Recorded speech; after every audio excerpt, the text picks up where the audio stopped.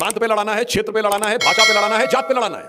भारत तेरे टुकड़े होंगे इंशाअल्लाह का ख्वाब ऐसे थोड़ी साकार होना है। उसकी अगली पंक्ति आज बहुत गंभीर है। राष्ट्र को है लोग भूले, स्वार्थ है युग मंत्र सारा, वर्ग जाति विभेद की अब बह रही है कलुष धारा। इस अमा के तिमिर को, मतलब रात्रि के अंधकार को, इस अमा के तिमिर को अब अरुणिमा क्या मान ले हम, टल गया। अब आप सोचिए, उसके बाद कहा जाता कंपनी के तो कल्चर को फॉलो करो और फैमिली के कल्चर को तोड़ दो, जबकि लास्ट रिजॉर्ट आपके लिए फैमिली जाके बचती है।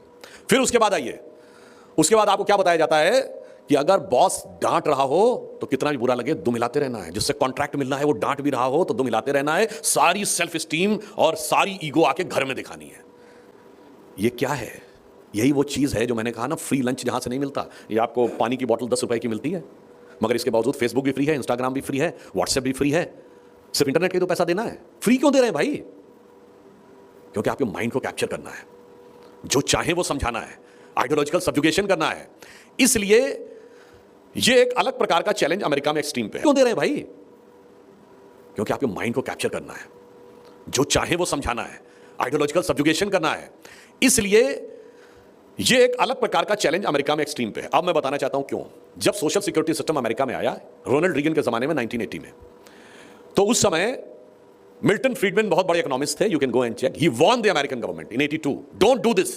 उन्होंने वर्ड यूज किया, डोंट नेशनलाइज द फैमिली। आपने देखा होगा लास्ट ईयर फ्रांस में किस बात को लेकर प्रदर्शन हो गए, हिंसक प्रदर्शन हो गए कि सरकार ने रिटायरमेंट की एज 2 साल बढ़ा दी। भारत में तो लोग खुश हो जाएंगे 2 साल के लिए मुझे काम करने का और मौका मिलेगा, मगर वहां क्यों? क्योंकि आपको सोशल सिक्योरिटी के चलते हुए लगभग वही मिल रहा है घर बैठे हुए, तो 2 साल क्यों काम करना? और आप social challenge, just I am putting the data. America की पॉपुलेशन कितनी है? 33 करोड़। गन्स कितनी है अमेरिका में? 39 करोड़। ये अल्ट्रा इंडिविजुअलिज्म जो था, सबके पास जो मनाएगा वो मैं रखूंगा, जो मनाए वो, जो गोविंदा गाना था ना, मैं चाहे ये करूं, मैं चाहे वो करूं, मेरी मर्जी। अब आप सोच लीजिए, अगर मर्जी चलने लगी with 120% guns in hands of those people, what will happen? हमने जस्ट आपको एक पिक्चर दिया अगले 1 से 2 डिकेड में क्या चैलेंज अमेरिका के पास है, क्या चैलेंज यूरोप के सामने और क्या चैलेंज चाइना के सामने है, और उसके बाद क्या चैलेंज और अपॉर्चुनिटी हमारे पास है। चैलेंज क्या है हमारे पास? चैलेंज ये है, इंडिया को एक्सटर्नल कोई चैलेंज नहीं है। मैंने बताया एक्सटर्नल सिचुएशन इंडिया के लिए मोस्ट फेवरेबल है। चैलेंज अंदर है, क्योंकि हमारे यहां तमाम लोग बैठे हुए हैं जिनको यह इंश्योर करना है कि इंडिया की ग्रोथ ना आने पाए। और यह भी बात मैं फैक्ट के साथ कोट करता हूं, यह आज से नहीं हो रहा है। भारत के अंदर एक Islamabad policy research institute quoted by Pakistani Senate in their report in October 2016, 8-9 साल पुरानी बात कह रहा हूं, वो कह रहा है कि इंडिया की फॉल्ट लाइंस को हमको टारगेट करना है, मुस्लिम, क्रिश्चियन एंड सिख। फिर वो कहता है हिंदू सोसाइटी के अंदर दलित और अदर बैकवर्ड क्लासेस को टारगेट करना है। और उसके बाद लिखा हुआ है कि साहब इसको टारगेट करके जो हिंदुत्व की पॉलिटिक्स है, जो मोदी की एंटी पाकिस्तान पॉलिसी है, उसको डिमोलिश करना है। पॉइंट नंबर 9 में क्या लिख रहा है? कह रहा है इसके लिए हमको आउटरीच करना है। किसको आउटरीच करना है? कह रहा है civil society, section of media, section of intellectuals and the political parties.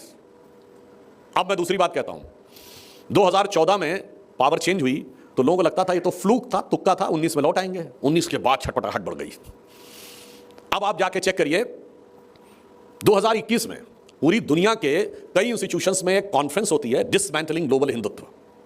फिर भारत में कॉन्फ्रेंस होती है 21, 22, 23 में, इरेडिकेशन ऑफ सनातन धर्म। उसके बाद 2021 मार्च में एक हेनरी लूसी फाउंडेशन है, जिसमें कि वो बाकायदा एक रिसर्च पेपर पब्लिश करते हैं कि हिंदू मेजॉरिटेरिज्म को कैसे कंटेन करना है, और उसके लिए लगभग $4 लाख का फंडिंग सिर्फ पेपर बनाने के लिए की जाती है, नॉट फॉर प्रोजेक्ट। तो उसमें आता है कि कास्ट डिवाइड को बढ़ाना है और इसके लिए कास्ट सेंसस के इशू को आगे बढ़ाना है। इसीलिए हमारी सरकार ने डिसीजन लिया कि कास्ट के आइडेंटिफिकेशन को डिस्ट्रक्टिव हाथों में नहीं जाने देना है, उसका पॉजिटिव और कंस्ट्रक्टिव यूज करना है। और इसीलिए मैं कहता हूं 2020 से पहले का उनका कोई डिमांड दिखा दीजिए। अब ये संयोग है या प्रयोग है, मैं सिर्फ आपके सामने फैक्ट्स रख रहा हूं which you can verify from your sources. अब आप देखिए, एक नया दौर शुरू हुआ भारत के अंदर डिवीजन क्रिएट करने का। याद करिए, कर्नाटका के एक मिनिस्टर थे, फाइनेंस मिनिस्टर, जिन्होंने कहा कि साउथ जो है वो ज्यादा टैक्स देता है, नॉर्थ कम देता है। तो उनसे जर्नलिस्ट ने पूछा तो क्या अलग हो जाना चाहिए? हाँ, हम अलग होने की सोचेंगे, नॉर्थ साउथ के डिवाइड करो। उसके बाद क्या डायलॉग बोला तेलंगाना के सीएम ने बिहार के लोगों के लिए कि उनका डीएनए खराब है और हमारा डीएनए अच्छा है? क्या बोला तमिलनाडु के मिनिस्टर ने यूपी और बिहार के लोगों के लिए? हम किसी काम को छोटा बड़ा नहीं मानते, वो कहते हैं यहां सफाई करने के लिए आते हैं। अब आप देखिए, तमिल और हिंदी का कॉन्फ्लिक्ट 60s में सुना था। महाराष्ट्र में उत्तर भारतीय बनाम मराठी की बात हुई थी, पर मराठी बनाम हिंदी का टसल आप पहली बार देख रहे हैं। अब कन्नड़ बनाम हिंदी का टसल आप पहली बार देख रहे हैं। और मैं अभी तो भविष्यवाणी कर रहा हूं, अगले 6 महीने में आप बांग्ला बनाम हिंदी का टसल देखेंगे, क्योंकि भारत को लड़ाना है, दक्षिण और उत्तर को लड़ाना है, प्रांतों को लड़ाना है, भाषाओं को लड़ाना है। और मजे की बात, जिन्होंने अपनी भाषा में कभी इंजीनियरिंग और मेडिकल पढ़ाया नहीं, वही लड़ाने के लिए लगे हुए हैं। मोदी जी की सरकार ने आके 16 भारतीय भाषाओं में इंजीनियरिंग और मेडिकल की पढ़ाई शुरू की है। अब सोचिए, प्रांत पे लड़ाना है, क्षेत्र पे लड़ाना है, भाषा पे लड़ाना है, जात पे लड़ाना है। भारत तेरे टुकड़े होंगे इंशाअल्लाह का ख्वाब ऐसे थोड़ी साकार होना है। इसलिए ये चैलेंज हमारे लिए अंदर से है। जैसे हम लोग एक दौर में जब बच्चे थे तो संग में गीत था कि हो गए हैं स्वप्न सब साकार कैसे मान ले हम, टल गया सर से व्यथा का भार कैसे मान ले हम। तो वो चीज़ की अगली पंक्ति आज बहुत गंभीर है। राष्ट्र को हैं लोग भूले, स्वार्थ है युग मंत्र सारा, वर्ग जाति विभेद की अब बह रही है कलुष धारा। इस अमा के तिमिर को, मतलब रात्रि के अंधकार को, इस अमा के तिमिर को अब अरुणिमा क्या मान ले हम, टल गया सर से व्यथा का भार कैसे मान ले हम। बहुत गंभीर है। राष्ट्र को हैं लोग भूले, स्वार्थ है युग मंत्र सारा, वर्ग जाति विभेद की अब बह रही है कलुष धारा।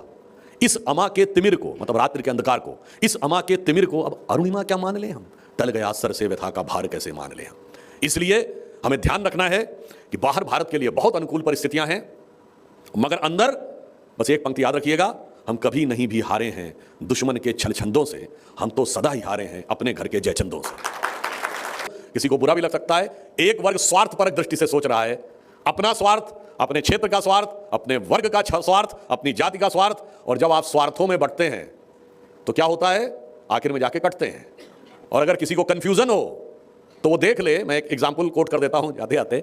भारत में एक इलाका था सिलहट, जो बांग्लादेश में चला गया। सिलहट में मेजॉरिटी पॉपुलेशन हिंदुओं की थी और बाई वोटिंग डिसाइड होना था कि वो भारत में आसाम का हिस्सा बनेगा या पूर्वी पाकिस्तान का हिस्सा। वहां पर हिंदू समाज में सबसे बड़ी जाति जो थी वो शेड्यूल कास्ट की एक कम्युनिटी थी, जिसके जोगेंद्रनाथ मंडल ही उसके नेता थे, जो पाकिस्तान के पहले लॉ मिनिस्टर हुए।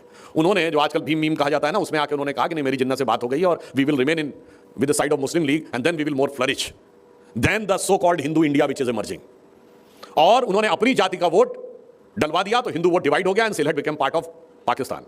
And it this happened in 1947, just 3 years after. In 1950 see the resignation letter of Jogendranath Mandal. वो पैथेटिक होकर कहते हैं कि उन्हीं की जाति के लोगों के घरों में आकर गांवों में आग लगाई गई, लोगों को मारा गया, महिलाओं से बलात्कार हुआ और कहा गया एक ही रास्ता है, कन्वर्ट हो जाओ या कट जाओ। और दुखी होकर वो भारत भाग के आए। तो जयचंद से लेकर जोगेंद्रनाथ मंडल तक जिसने कट्टरपंथियों का साथ दिया है, उसका हश्र क्या हुआ, इस देश को याद रखना चाहिए। तो फिर मैं एक बात कहूं कि कहनी है एक बात हमें इस देश के पहरेदारों से, संभल के रहना अपने घर में छिपे हुए गद्दारों से, कि वो सुख खोजे भौतिकता में, वो सुख खोजे भौतिकता में, मदिरा में मांस की बोटी में, ये भस्म रमाए अपने तन पर खुश हैं सिर्फ लंगोटी में। और यहां मार्क्स भी फेल, मैक्स वेबर भी फेल, सिगमंड फ्राइड भी फेल। तो इसलिए मैं लास्ट में कहता हूं, बिल्कुल आश्वस्त रहिए, इंडिया का समय आ गया है।